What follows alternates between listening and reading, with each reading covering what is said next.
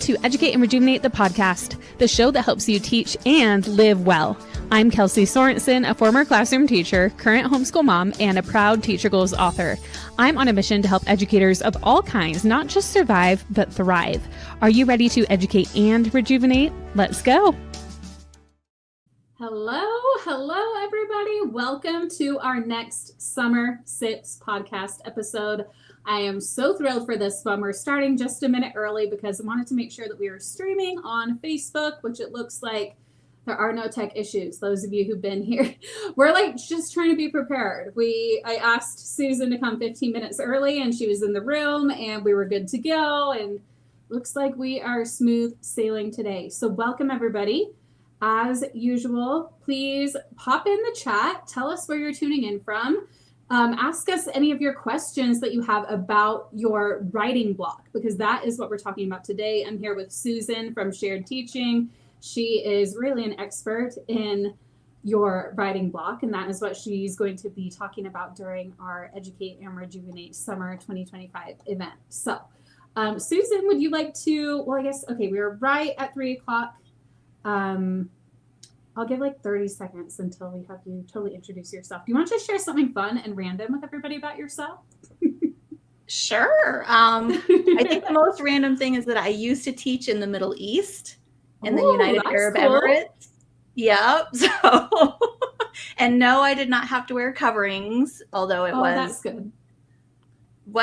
Regular clothes had to be covered, like wrist to ankle. Yeah. You didn't have to wear the whole burqa and stuff, but very different, very unique. I just imagine that would be so hot, like temperature wise, For sure, yes. Yeah.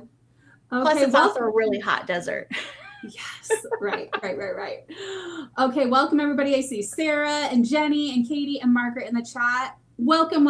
Remember, every comment that you comment, that was interesting, on this video, you are entered in to win our Starbucks giveaway. We do that for each episode of our Summer Sip series. We are giving away Starbucks. This is like your coffee chat or whatever your favorite drink is.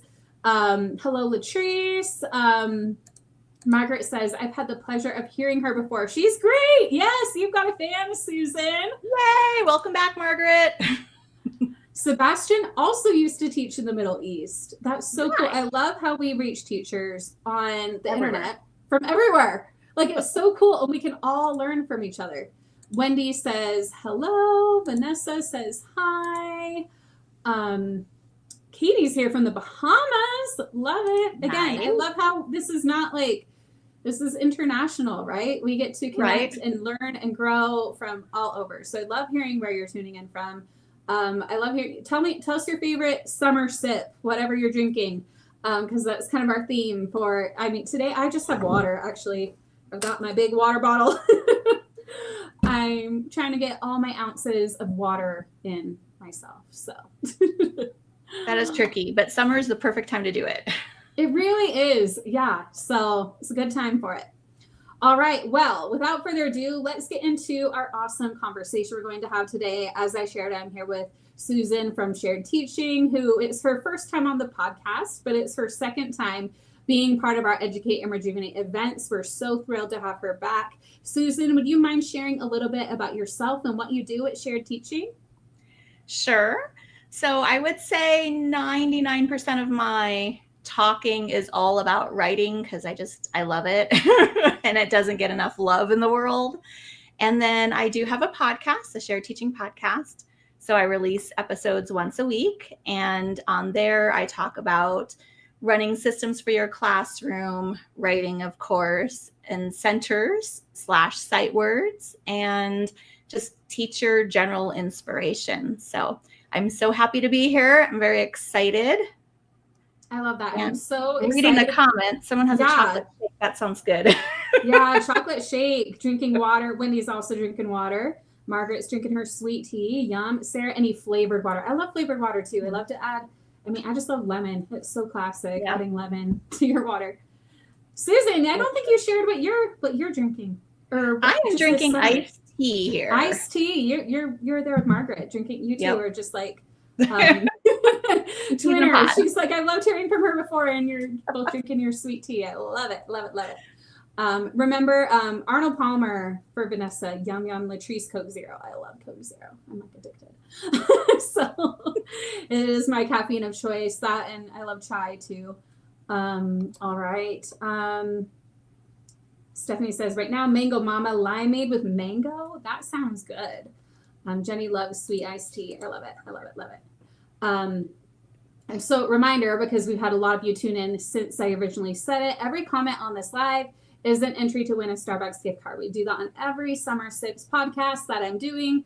So, and bonus entries if you tag friends in the comments. So tagging friends who you think might enjoy this conversation, who might like learning about their writing block and what they can do to improve it. Anyone you know who's a teacher, or even a homeschool parent or a parent who wants to help their children with writing, because I'm sure any of these tips will help them as well. Okay, so Susan, let's talk about writing. So you're passionate about making writing instruction easier and more fun and more joyful. What made this such a big focus for you? I'm a little bit of a nerd. So when I was a little girl, I was obsessed with writing stories, to the point where this was before computers. So my parents bought me like a typewriter at Christmas time once, and I had a subscription to Writer's Digest magazine. And I just fell in love with learning all about the craft of writing.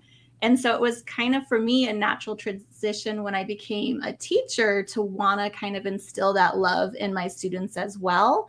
And also learn there's a very different mindset writing for yourself versus teaching it. And so that shift for me was just a fun challenge that I really welcomed.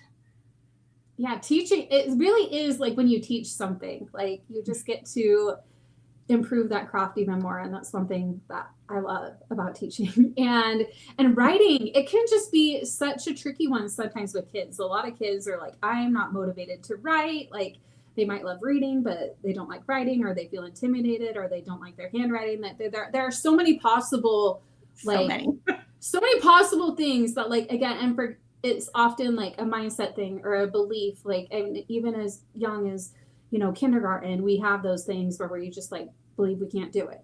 And so I think that really is a lot of when it comes to writing, is that instilling that in children that, yes, I can do this. I can write, right? Like, and it doesn't have to be perfect.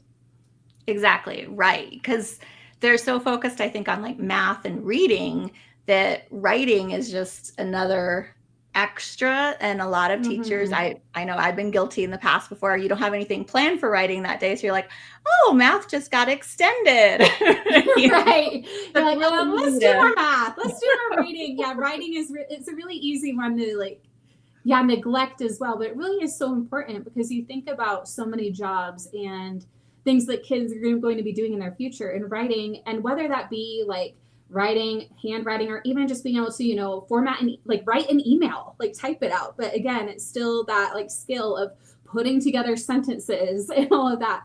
It is necessary in today's world. And I know there are things with AI and all of that, but still, like you need those writing skills. So let's talk about writing block, because again, it's so easy for us teachers to also, like, again, our kids have their things about it, and we have our things where it's like, I find myself skipping writing block.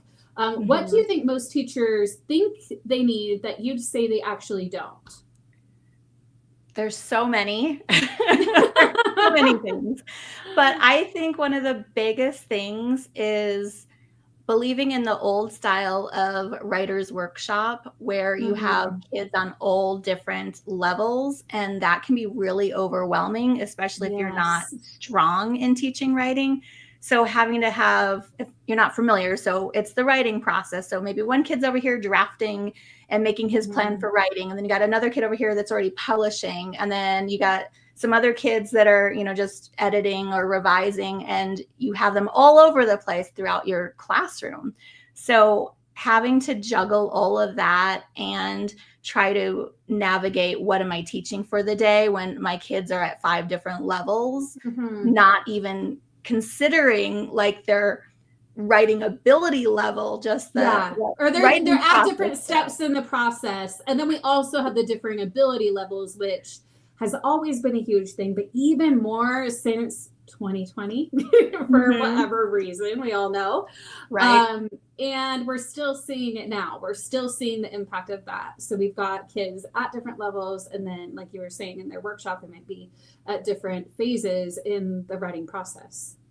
Right. So I really think that that's trying to juggle all that and then trying to navigate the lessons is one of the biggest mistakes because it's overwhelming and that leads us to wanting to shut down and skip. So, or pull out a writing prompt like, oh, this is easy. Like, let's just do this. Yeah. And there's nothing wrong with writing prompts either. Right. Like they can really help us get going with like, just like a one-day thing. Like, let's write about this, let's write about that. I think there's definitely a time and a place for that. But also I do love kids being able to go through that full writing process where it's not just like, oh, I write it once and I'm done. Like we actually want them to learn like, oh, there's the brainstorming, there's being really intentional about what we want to write, there's writing our first draft and then looking at it with fresh eyes and doing the editing and the revising and publishing it. Like it's so much more of a celebration if it's been a project than just like, oh, I did this writing prompt today. And So I'm a big advocate of teaching students almost like what a published author would do for their process, where we have a bunch of different drafts. Maybe we don't pick any of them to publish. We keep trying and writing different things and experimenting. And maybe we only write a beginning over here. And that's what we did for that day. And that is okay. It doesn't have to be a whole process every single time, every day, every week even. Yeah. And I think that's wonderful because as some of you know, I published a book recently, right? That's why we're live here on the Teacher Goals platform as well. My book is called Educate Rejuvenate. And I turned in my first draft. Well, it was the first half. Like it was the first half of a draft to them. And I got so much feedback and I realized I'm like, I need to scrap a whole bunch of this, but I got my juices flowing and then it'll be like, oh, my introduction, that's actually not the introduction for the whole book. That's the beginning of chapter 3 and rearranging and revising and editing and all of that. I think it's awesome for kids to be able to learn that too. And just to be able to, I think it also helps you get out of your head so much about this needs to be perfect on that first time because this is a rough draft. Like when you can get that into kids' heads, like it does not have to be perfect. This is me just getting it all down. And then I'm going to be able to take this and turn it into something even better. Right. For sure. And I know that even in state testing, they have a chance to kind of plan and edit before they finish their drafts for the writing part, at least in some states. Yeah, and that can definitely vary depending on your state, or I know we have people in the Bahamas and the Middle East and wherever you might be teaching. So take everything we say and apply it to your situation. And one thing I always want to say to all of you is what we're here to share. We're here to share our knowledge and our experience, and you're here to take what works for you and leave the rest. And because we all know all of our situations are different.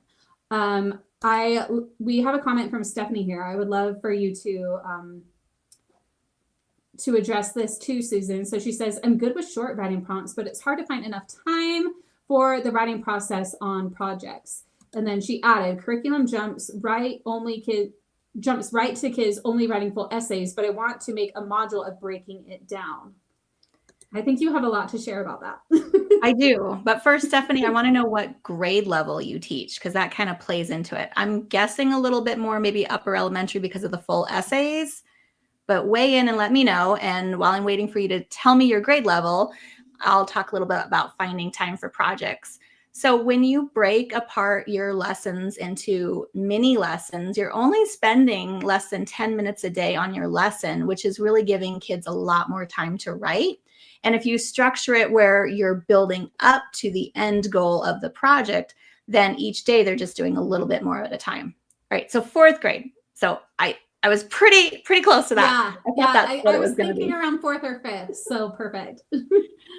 So yeah, I would say you're teaching them introduction for a few days, like how to write a proper introduction. And then you're moving on to the body of your essay for a couple of days. And then you're showing them how the conclusion ties in with the introduction. So the whole thing is maybe taking 2 weeks. So maybe like every 2 weeks, you're having a full essay from start to finish, but they're not writing the whole thing in one day, if that makes sense. And if that helps, let me know. If you have more questions, let me know as well.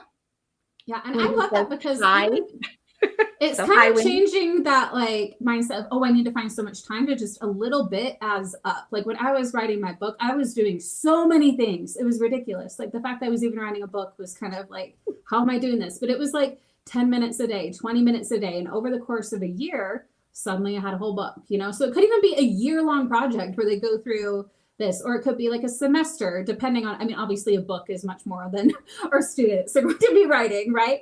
So again, I feel like they're writing a book. They might feel like it. I mean, it's age appropriate, right? To me, a whole book might be what an essay is to a fourth grader, right? So, but I think it's just about the little bit at a time. And another thing, when I was in the classroom, is that it would be something that when they finish their work, they could get out their writing project. So obviously some students would get more time for that than others, but it was a good like thing they could get out and work on at any other time too. So I don't know. Do you have anything else to add to that, Susan? I just 100% agree with that, because that's just how I teach. I teach in small little bites, and then I only plan for I want to say like 6 published pieces for the whole year. So like 2 per each writing genre. And so it doesn't have to be a big thing. And like I said, you're not publishing every week. You're not writing a whole thing each time. Stephanie says we take about 3 weeks for each one, but some kids get stuck on earlier steps and then rush later steps, and working on trying to break it down into smaller steps. Yes. And I think that's the tricky thing about writing is you have your different levels across the class. So you're always like, okay, but this one's over here writing paragraphs and this one's struggling with sounds. And so for me, once you have your lessons in place and you know the steps to get them there, that's where the small group and the conferencing is going to come into play. And you want to teach to the majority of your class, just like you would with math or science or reading. You're going to teach to where the majority of your class is for writing, and then pull them aside when they're independently writing to work on these other things. I love that. Yeah. And so like each day, like let's say you have that 10 or 20-minute block, like you work with a group each day on that, for example. And again, you get to figure out how that works in your schedule. Maybe you have writing like rotations, writer's workshop, or Vanessa says, I teach first grade. My team and I struggle with, should we be spending more time on teaching what is a sentence, how to write a sentence, stretching out sounds, handwriting, etc., versus a writing piece? Susan, what do you have to say there? Okay. So I used to teach first grade for many years, and I feel like all of those things you mentioned about writing the sentence, doing the sounds, handwriting is built into your writing lessons when you're teaching them about writing a piece. So for example, when you're modeling, you're saying, okay, I went to the park. Help me write this story about going to the park. This is my personal narrative. How should I start? And the kids are giving you ideas and examples. And so you're like, I think that's a capital letter. I'm going to write a capital I. I went to the park. What sounds do I hear next? You're modeling and you're thinking aloud. And so it's built within. And then for handwriting, Dee Dee Wills, I think she's a kindergarten. Yeah. She has an amazing handwriting program that I've used for many years. And it's really quick. And you just do like 5 to 10 minutes of like a focused letter. And then that works amazing. So you could do that as like almost like a pre-writing activity, pull out the handwriting sheets, spend 5 minutes, then move into the lesson where you're modeling the sounds and stretching out sentences. So hopefully that helps, Vanessa. Yes. Okay. I love that today we are getting so many questions in the chat. Like take advantage of this, everybody. Like I have my planned questions, but yours take 100% priority if you're here live. So that's also if you're listening on my podcast feed or Susan's, because we are putting these on our podcast, like come live, because then you get your questions answered. So much fun. And we'll be doing this during the event too. So it's going to be a great time. Okay, Sarah also has a question. I have had the Title I tutor help with this as well. And during our intervention time work with students or one-on-one small groups as well. So she just had that to add. Yes, I love that. Vanessa added, our older grades still see students struggling with punctuation and spelling. Absolutely, 100%.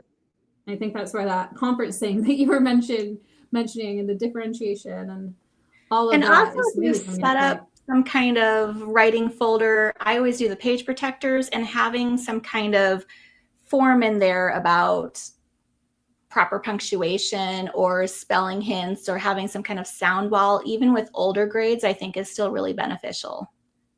Absolutely. I think it's beneficial for every grade. And even for the students who like are further ahead, it's still helpful to have that around as reminders, because how often, like, there have actually been studies. And again, because you all, well, you may know, I'm obsessed with psychology and the brain and all those things. Like, a few years from something, we remember like maybe 40 to 60% of it, or like even less. It's like, we don't always retain we like retain what we think is the most important and then forget some. So review is always powerful for all the kids. So I love the idea of having that any age, any level. Alexia says, should we be adding time limits to get a part of the writing piece done? I teach 6th grade. What do you think? I would say yes, because you want them to have a project that you have to grade later. And there should be just natural time limits within your writing time. You only have so much time in a day for them to write. Right. So if they're really struggling or they're just dragging their feet and not getting to it, then maybe you have to look at, like Kelsey said, when they have some extra free time, or maybe instead of doing, I don't know, free computer choice, they're working on their writing to get it done. But let them know, especially 6th grade, this is the deadline, because now they're middle school, at least where I'm at, and they really need to adhere to those time frames, because we're preparing them for, high school and college. Yeah, and I would add to that too. I agree with everything you said. And I think that's also when we ask the question, why, or what else is happening there, right? Like, have a conversation with their students, see where is that block? What like possible limiting belief do they have about themselves and their writing? Or are they just not motivated because of like other reasons? And also knowing that you as the teacher only have so much control, right? Like, yes, there's a deadline, there's a timeline.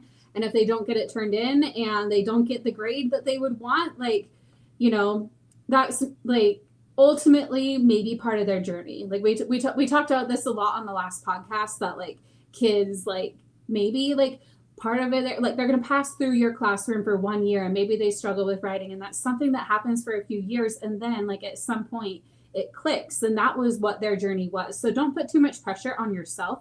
You do absolutely everything you can. You connect with the student, all of that. But just know that not every student is going to meet every benchmark, and that's okay. It doesn't mean that they're going to fail in life. Such good points. I love it. It's life lessons, right? Like, it's what? It's life lessons. Yes, I know. Because in my work, a lot of what I talk about is like coaching and psychology and all of that. And it's so important to just, yes, we have our deadlines, we have our structure, we have all this, but also knowing that, connection is such an important piece of that, and just trusting that student that, they're going to find their way, whether it's the year they're in your classroom or not. Right. And I'll just add too, Alexia, that think about what the assignments are. So if you're not offering them like free choice and you're telling them what they have to write, sometimes that really plays into them not wanting to write too. So maybe if there's some wiggle room there for them to have a choice, maybe it's the same genre that you want, but they have a choice on what they're writing about, that can really help too. Or I love that. And the way you publish it, like, can they turn their writing into a script and they have a little podcast, or can they film like a little video where they have audio voiceover, like just especially that grade. That's one thing I love too. So I currently homeschool right now, right? But I think some of these things we can do as teachers too is is there a way to adjust it? Not where it adds like a ton of more work to your plate, obviously, because we can't like do that for every single child when we're in a classroom. But like for my own child, for example, one of them, and I'm not always going to name which one, but struggled with wanting to write. But they also loved like making little dumb videos in CapCut. And I was like, what if we combine this? And we're like, let's write an actual script. And then all of a sudden, like, oh yeah, like I want to write that, or I want to write a book about like a comic book. Yeah, I want to do that. So it's like kind of figuring out what is a baby step for them that they could do. Right. So that can be awesome too. Okay, Wendy says, I teach 3rd grade and students came to me not being able to independently write sentences. We have to get them to write extensive paragraphs on the NYS test in the spring. How do you suggest progressing to that and deal with the apathy many kids come to school with today? I think, again, it's going to come to breaking it down into smaller bits so it's not so overwhelming in the beginning. So we're just going to start on how to write a paragraph. And if we're struggling how to write the sentences, then that's part of my think aloud and modeling. Even with them being third graders, you're going to want to talk to them about identifying this is a sentence, this is not a sentence, and go back to those beginning lessons, especially if the majority of your class is missing that core piece. They're really going to need that instruction. So be okay with stepping back in your instruction. Don't feel like you're, oh, I'm so far ahead because, or so far behind because they have to write all these, 5-paragraph essays, but just say, hey, this is where they're at. And if you can get them even writing a paragraph by, let's say, Christmas time, then they will really take off after that, because kids, once they get it and that light bulb goes on, they go fast. So just think about where they're at, deal with that, and you'll get them where they need to be, hopefully. Especially those higher level students, they will be able to do that. Maybe it's pulling a group aside independently that are already on level, but working with the rest of the class. Here's how we stretch out the sentences. Here's what we need to do to learn how to write paragraphs. I just love everything you shared there, Susan. So amazing. Yes, I think it's so important to, and it's part of just like accepting reality, right? Like this is where they are, so this is where I need to meet them. I can't teach them to do this when they can't do this yet. But when they get that foundation, then they can run with it. So I just love that. Vanessa added, we do a lot of modeling, but they are struggling to transfer into their own writing. So again, Vanessa, I'm not sure what grade level, but I would suggest after you're done modeling, you take your model away, because that's where the students, so take your model away. They go back to their seats. They're going to want to just copy what you did. So you just take it away and you let them kind of have that independent struggle. It's very healthy for them. And even if you want, you can have them do partners, and your partners can help each other. Okay, what do I want to say? Okay, this is what I'm going to say. And then maybe the next day, the other partner is helping the other student write the sentences, and they kind of go back and forth like that. So think of other ways you can support them, but I would definitely say take that model away, because even second and third grade, they want to just, oh, this is really easy. I'm just going to copy what you wrote. Yeah. Oh, for sure. Yes. Take that away so they can do it on their own. And then I think that's where like feedback comes in too, because then it's like, do it. I will help you. I'll support you. I'll give you that feedback. Right. And I know you shared some, but any writing curriculum or resources that you like? I'm biased. I like my own. Yes. Yes, Susan. So again, she's here answering all your questions, right? So you're asking her, you're trusting her advice. Be sure to check her out. Be sure to follow Shared Teaching. And also, Wendy said she's excited for the summit. She will be at the Educate Rejuvenate conference with her session where we're diving even deeper into all of this. So make sure at the bottom of the screen, you'll see that link, educateandrejuvenate.com/summer2025. If you love what's being shared here today, you're going to get her full session, and also so many more experts like this in all the different areas: coaching, mindset, yoga, comedy, teacher comedy with Anna Kowal from Board Teachers. I love her. You're going to want to be there. We're going to have such a good time. Like, imagine this, like we're having fun right now, but we're going to be in Zoom where it's not just our faces. You can have your camera on too if you want. We're going to be in a room together. It's going to be so fun. You can also have it off if you prefer. Like if you're like, wait, no, you can have it off. Fine. But I love seeing your faces. Or an avatar, or like just a picture of your face smiling. I love that too. But we really want to see you there. We're going to have so much fun. And did I mention you can join us for only $5? And as it says right now, buy one, get one free tickets end soon. That soon is tomorrow. And the BOGO is going away. It's not coming back. So you can come, and a friend can come for $5. Like, that's crazy. That's like $2.50 a ticket. Like, pair up with someone in the comments. Be like, let's go together. Right? Come on. It's going to be a great time. Okay, so let's I get love to how some many more. questions we have. I know. I'm like, this is the most we've had in any of them so far. So Susan, take that as a compliment. People are loving what you had to share, and they're like, "Ooh, she's good. I'm gonna ask her." So much fun. Sarah. And we have Maria here from the Philippines. Love it. I love Hi, seeing you Maria. here from I have a all lot of over. coworkers that are from the Philippines. So fun. Sarah says, what is your view in the editing process? Student-led with teacher as an assistant, teacher-student one-on-one meeting. Okay, so I do whole class. So I actually have a model of a story that I wrote, and I will show them an editing checklist, and we go through piece by piece. Okay, first we're looking for spelling. Now I'm looking at my writing for spelling. Do you see any spelling errors? And the students are helping me find them. And then when they go to their seats, they're doing the same thing by themselves with a checklist. And then they're going to, in the share time, they're going to meet with a peer, and the peers are going back and forth checking each other's work. So it's kind of a mix for me. And it really just depends on the grade level and the amount of release of responsibility you want to give your class. Like if they are really struggling finding spelling errors and all of that kind of stuff, then maybe small groups, or like I said, the peer process. The point is just them to do the activity and understand they're looking for mistakes, but it doesn't have to be perfect. That's not what I'm going for. I'm just going for them understanding the process of what is editing, what does editing look like. And then you can always pull a small group together and say, okay, let's look at what you did today. Oh, I found a couple more, but you want to keep it in a positive light. You don't want to be like, oh, well, everything here is messed up. Always make sure that you start and have something positive, just like you would for a parent-teacher conference, because you want to really build them up, because writing is hard and it's challenging, especially editing. Yes, and I love that you mentioned that, because that's one thing I love to talk about a lot is we have to like look at even those little wins along the way, like depending on where they're at. Like you put together a sentence that was cohesive, amazing, wherever they're at, like, or like you did a rough draft and maybe it's very, very rough, but they did it, right? So again, your spaces are 5 inches apart, but you have spaces in your words. Right.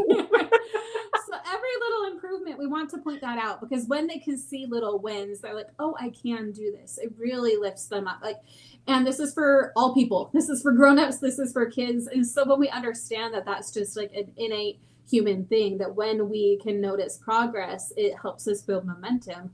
We want to use that with our students or with our own children. So Aurora's here from Chile. Love it. Wendy, homeschool mom Wendy. She's from our club community. A lot of people here, like Vanessa, Hannah. I love seeing the names I recognize. I love seeing the new names too. Wendy is a homeschool mom. My older kids want to do what the younger kids do when they get bored and cause issues. What should I do? Bless you, Wendy. I can only imagine that's like running your one-room schoolhouse, right? Like, yep. What did my parents do back in the day? I would say that's tricky, because I feel like I need a little bit more context. So if we're talking about you're teaching writing, then I would start with the older kids and make sure that they have their assignment, and then move on to the younger kids and give them their assignment. So then the older kids are writing while the younger kids are getting their lesson, and kind of work that way. So that way, hopefully they're independently working and not causing issues while you're working with your younger kids. Kelsey, you're a homeschool mom. You have anything to weigh in? Oh, yes. I mean, for me, the big thing is just finding little ways to keep the younger kids happy while you are working with the older kids, right? So I'll be honest, sometimes that is screen time for me. Let's just be real. Like sometimes it is like I let the kids, like younger kids, watch something educational while I work with the older kids, and I'm okay with that. Not always, right? Sometimes it is like, we have like a corner of like the little toys that the younger kids can play with while I work with the older kids. And again, all my kids, I have 3. So my youngest is getting a bit older. And so now it hasn't been as big of a deal. Like we haven't needed that screen time crutch as much. Also because we use a combination of online and not online curriculum. So like I'll work with one child while the other is like doing their computer school is what we call it. So I guess that's still screen time, but it's like actually part of their curriculum. So I think it's just like getting into a structure and a routine. I would say that is the biggest thing. And I know that we have people talking about that at Educate and Rejuvenate. That will really help you. And Wendy, definitely we have like a homeschool section of the event as well. And what I've loved in the feedback we've gotten from the event too is that we've had teachers being, I wasn't going to watch the homeschool sessions. I didn't think they'd apply to me, but I actually learned a lot, and vice versa. So it's great that we can all learn from each other because we all have that shared goal of teaching kids, right? So it's always great to get another view of it, right? Hannah says, I used to teach middle. I moved to elementary for 5 years. Now I'm heading back to middle. I have so many things I want to do for them that were best practice in elementary. They need the support. Yes. Absolutely. And I was just talking about this on my podcast yesterday, that I'm a firm believer in centers, even with like middle school age kids. Mm-hmm. When I taught fourth, they loved doing centers as well. So I don't understand why it's such a, nope, we're done with all these things now because you finished elementary and now we're moving on. They're still kids. They still need that play and that experience of talking and interacting and hands-on. And so good for you. I'm glad you're doing that. Yes, so many great ideas here. I'm loving it too. Katie has a question. What would the project consist of? Final pieces or including a build towards the final piece, a paragraph at a time? I think it really depends on your time frame. I would say in the beginning, you're just having like little pieces. And then, so what I do when I teach my lessons is the kids they're learning what personal narratives are, and they're just practicing, and then they're practicing, and then they're practicing. And then after like maybe 2 weeks, now we're actually getting into like, okay, we're working towards this end goal, which is having a personal narrative story. And then they're putting in, then they start again from the beginning and like, okay, now we're doing the beginning of the story. Now we're doing the middle of the story. Now we're doing the end of the story. Now we have a whole story. And then we repeat that process till we have a couple of them. And then I like them to choose which one they're going to publish. So kind of both. I love that. And I love that element of choice, kind of like the same thing we were talking about before. It gives the kids like more ownership. It makes them more excited about their work. And the publishing part is just so rewarding. Like, right? Yes. Alexia says, state testing time students. When conferencing, how many skills should we bring to the attention to the student? So I am hoping that throughout the whole year, you are working with them on conferencing with them. So I personally like to set one goal for my students, and then they're just working on that one goal. So your one goal is having an amazing introduction. And once I see that you have that amazing introduction, then I'm giving you a new goal of something else. So you're really only bringing one skill, just like you would for a mini lesson, because you don't want to overwhelm the student. If you see they have an old skill maybe that they're falling back on, you can say like, hey, remember when we did this? Like maybe let's work on that a little bit more. And your new goal, you're making some good progress towards it. So maybe you're working on these two things now, but one's a goal that was already introduced and one's their newer one. Love that. And we're a bit behind on comments. I'm now seeing like, I think these were all from when we were talking about the event. But again, we definitely want to see you there. Susan prepared an awesome session, which we'll talk about a little bit more in just a second. Hannah says, Educate and Rejuvenate is the best conference. I'm so glad I found it. Jenny's excited. Wendy, and it's so affordable. It's so affordable. It's $5. And I know some of you are not in the US, so it'll transfer to your currency. But again, that's part of why we wanted to make it low price. So wherever you are, and right now you would get 2 tickets for only through tomorrow, like just over 24 hours, you would get 2 tickets for that $5. But if you do decide to upgrade to platinum, you'll start getting access to like Susan's session, for example, on the 1st. That is next week, which is just blowing my mind. Oh, that is, so event is coming up. But my team is already working on loading sessions in. We are planning for those of you, and I know some of you here are in the Educate and Rejuvenate Club or have platinum because I know some of your names. for those of you, you get access starting on, I think that's next Tuesday or Wednesday, the 1st, whatever day that is. I'm not sure if we'll have every single session loaded, but the goal is that we'll at minimum have a lot of them in there so you can start, and then we're all going to be there by the time general admission access begins. Can professional development hours be earned? Yes, we offer a professional development certificate for the event. You'll get 2 different certificates, actually. You'll get one for the live portion that has the set hours for the live portion, and then you'll get one for the pre-recorded portion where it's up to you to keep track of how many hours and which ones you watch. We have a tracking sheet for you that you then fill in with how many of the hours you did of that, so you'll get 2. And if you do platinum, you'll get a bit more because we do have a platinum bonus day, and you'll just have time to watch more of the pre-recorded sessions as well. Great question. And I love seeing, and we're not going to be able to share every comment because, again, I'm like behind on the comments, but I love seeing that you're sharing tips and tricks with each other in the chat. And that's what happens during the event too. Everybody's always chiming in and sharing. And then for the pre-recorded sessions, every person, so like Susan will have a thread in the app. So it's all taking place in our mobile app. Every presenter will have their own thread where we're encouraging the presenter to get in and answer questions. We can't guarantee that, but we're encouraging all our presenters to come in and answer questions, and then you can all discuss and talk and share your own ideas. Like, oh, this is the idea I got when I was watching Susan's session, or when I was watching Malia's session, or whoever you're watching, right? It's going to be so much fun. Sarah is excited. It's her first year joining. We're Welcome, so thrilled Sarah. to have you. Wendy said, I may have missed this. Oh, and I think we got off track too when we were answering this before because we talked about your awesome curriculum. Is there a specific writing program you may use or a book you suggest for writing? I mean, probably yours, but. It's a little bit biased. I only have 2nd grade, but somebody else in the comments mentioned, where is it?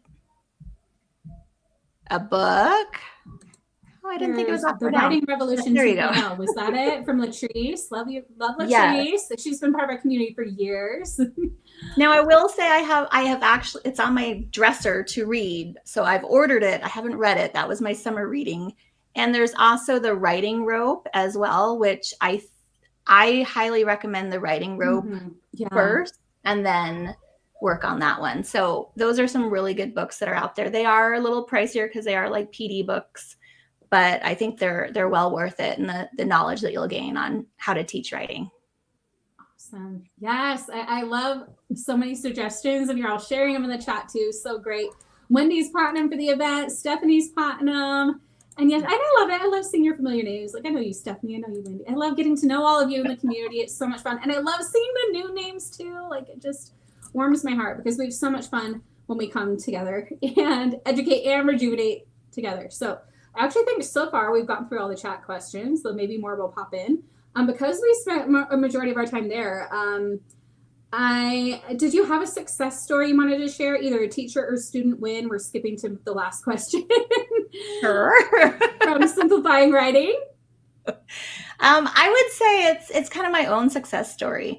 So I took quite a while of COVID time to really hone in on what specific lessons and mini lessons and created the slides. And so I've used my personal curriculum that I've written for myself for, what is it, 5 years now?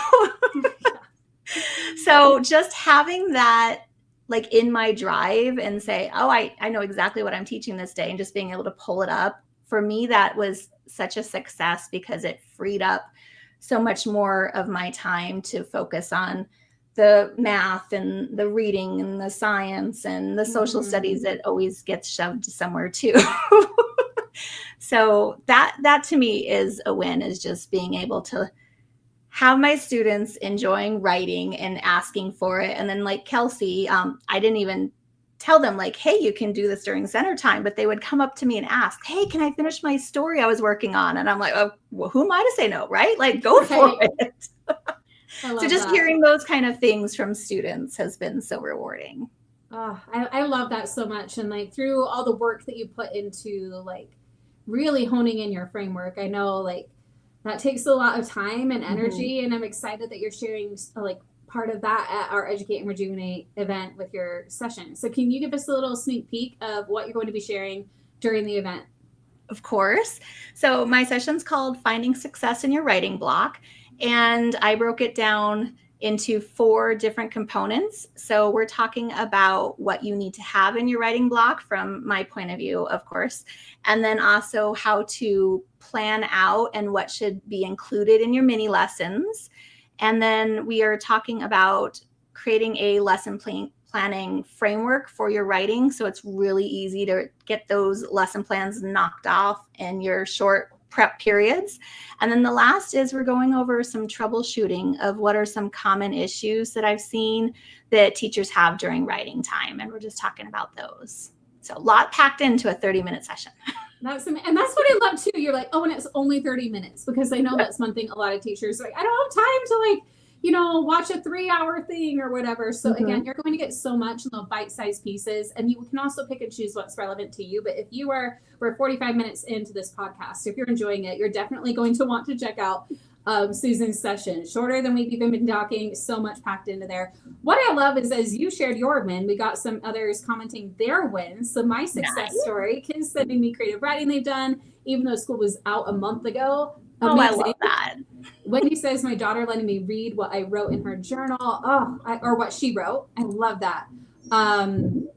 Jenny says, your session sounds amazing. Of course it does. Thanks, Jenny. Hopefully you'll join. Yes, during the event. Okay, so final question we're going to take from the chat, because I know we want to talk a little bit more about the event and some wrap-up questions and all of that. But Stephanie says, how much time should be devoted to a writing block? I have 110 minutes for reading, writing, and social studies daily. And I bet you'll answer more of this in your session, but just short version.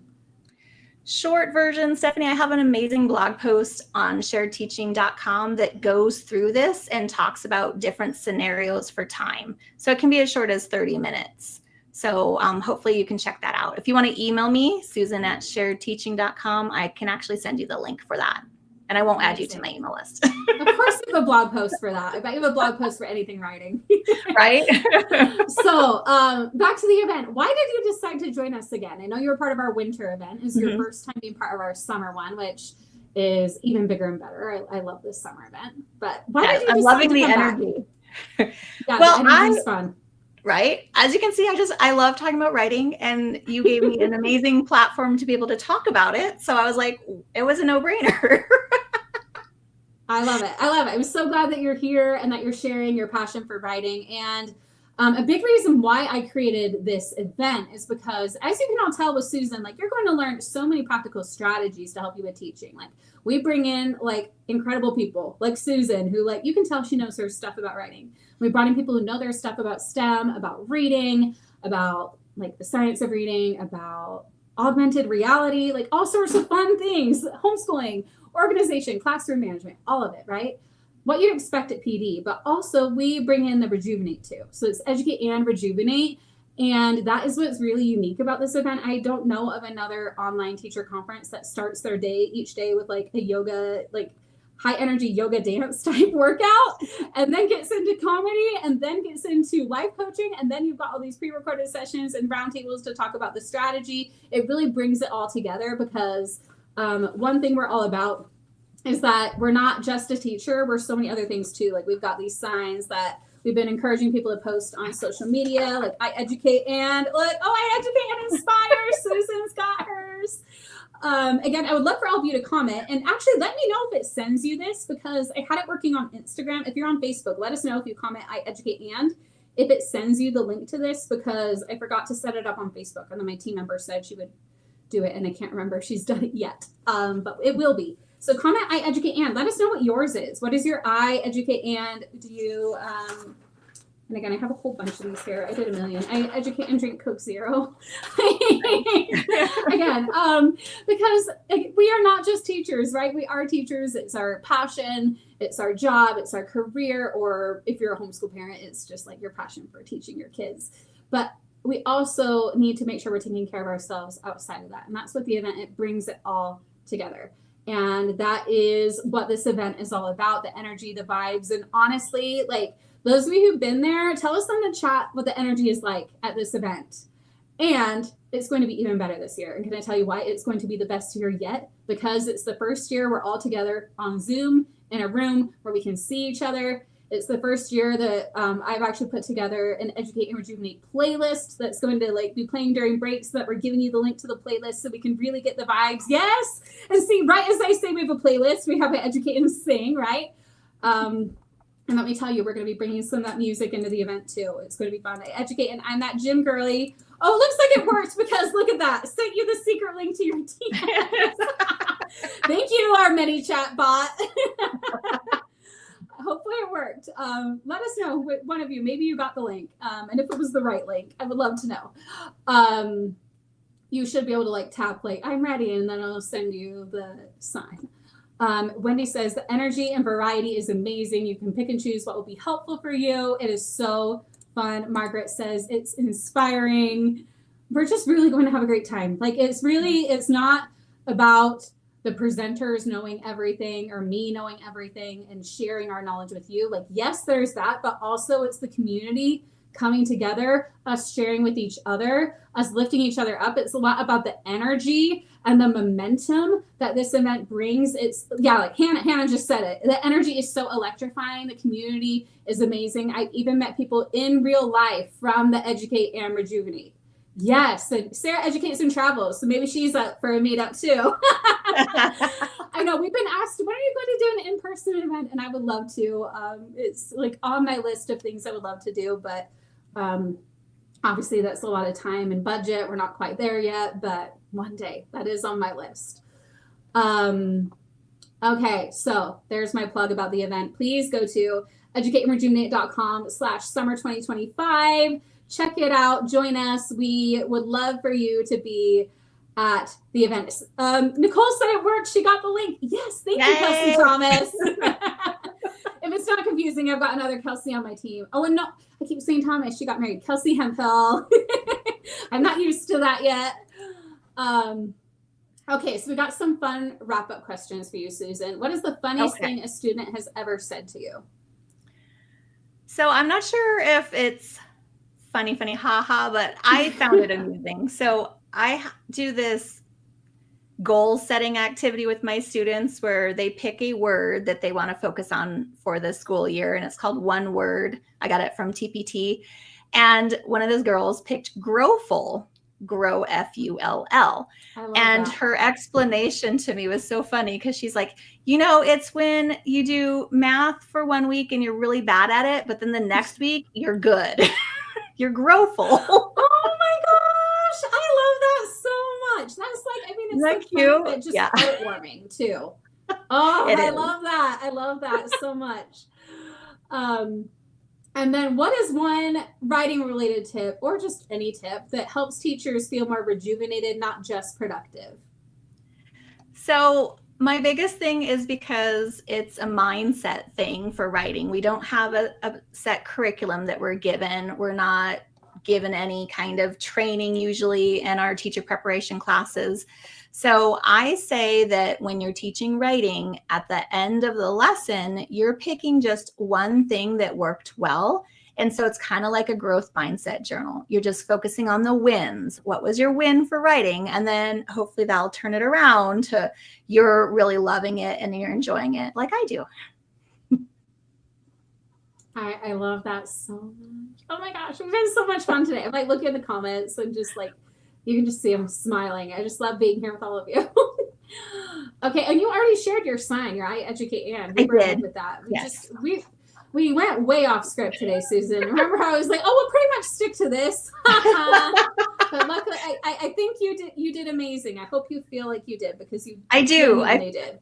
I feel really great, because sometimes you always question yourself, like, hey, do I know my stuff, or so this really helped me as well as helping all of you. And like I love helping people out and getting them enjoying teaching writing, because it can be tricky, but it's worth it when you see the growth of the students. Absolutely. And can you just share quickly where people can follow you? Like if they're like, I want more from Susan, I don't want to wait until your session, even though they should come to the event and come to your session. Where should they follow you, like online? I'm really bad with social media, but across all platforms, I'm at Shared Teaching. And then for sure, I have my podcast, Shared Teaching Podcast, and I have my website by the same name, sharedteaching.com. So you can read the blog or listen to the podcast or do both. And that's usually where I hang out. Amazing. Thank you so much, Susan, for being here. It was amazing and fun. And I appreciate all of you that came live to watch. And you really made it a memorable, fun experience. So thank you. So fun. Wendy printed her sign. Hannah, thanks you for being here. Alexia agrees that you did amazing. Okay, before I forget, need to pick our gift card winner. So I'm going to randomly scroll and boom. Latrice, you are the winner of the Starbucks gift card. Latrice Daniels. This was the comment that I randomly scrolled to. So congratulations. That's a good comment. That is a good comment. So Latrice, please email us at hello@educateandrejuvenate.com. We will get you your gift card. I'll put your name on the list. And again, we will do another gift card giveaway on the next Summer Sips podcast, which is tomorrow morning at 9 a.m. Mountain Time. I did a few of these. We will be chatting with Laura Banks about cravings and food. So again, it's not even teaching related because we have a few sessions that are more just about you holistically. So if you are struggling with cravings or have it like any sort of health goal, make sure to join us on that podcast live tomorrow or check it out on Educate Rejuvenate, the podcast, or the Educate Rejuvenate app for the replay. Okay, thank you, everybody, for being here. And again, we would love for you to grab your ticket to the Educate and Rejuvenate event. Here is what that page, that is our outline that we did not stick to. Here is what that page looks like. It'll come right here. Go to educaterejuvenate.com/summer 2025. Or if you are on Susan's podcast, use her link so she gets credit for it. And then you'll see this awesome screen. You'll register for as low as $5. You'll choose your ticket level. You'll buy your ticket. And if you want to learn more about the event, if you're like, I still want to know more, just come here. You can click on each speaker to learn more about them. Again, that link on the bottom of the screen is where you'll want to go to grab your ticket. So thank you again, everybody, for being here. We hope to see you Educate and Rejuvenate Summer 2025. And make sure you follow Susan too. Thank you. I had fun. Bye, everybody. Bye. If you loved what you heard in this episode, don't forget to hit that follow or subscribe button wherever you're listening or watching. And hey, if you're ready to take this work even deeper beyond just a podcast episode, you'll love the book that I wrote with teacher goals. It's called Educate and Rejuvenate, a 3-step guide to revitalize your teaching, renew your spirit, and reignite your passion for life. This isn't just a book you read, it's a whole experience. With your copy, you'll also get access to a full PDF workbook and exclusive reader-only course modules in our mobile app, designed to help you not just consume the content, but actually apply it to your life, even if you only have a few minutes at a time. So if you're ready to make Educate and Rejuvenate not just something you listen to, but a lifestyle you live and a mantra you carry with you every day, grab your copy on Amazon and head to educateandrejuvenate.com/book to claim your bonuses.